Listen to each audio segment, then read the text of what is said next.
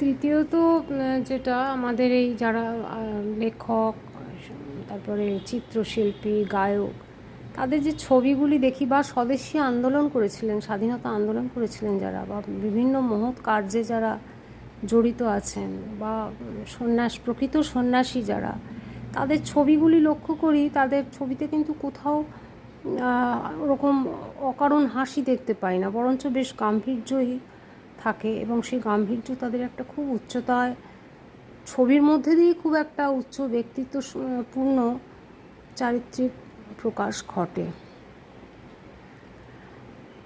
এবং আসলে তারা তো খুব সৃষ্টিশীল মানুষ, চিন্তায় সবসময় মগ্ন থাকেন, তাদের এই অকারণ হাসবার সময়ও নেই। চিন্তাশীল মানুষ তো তার মুখটি দেখলেই, মুখের প্রতিচ্ছবি তার প্রমাণ। আর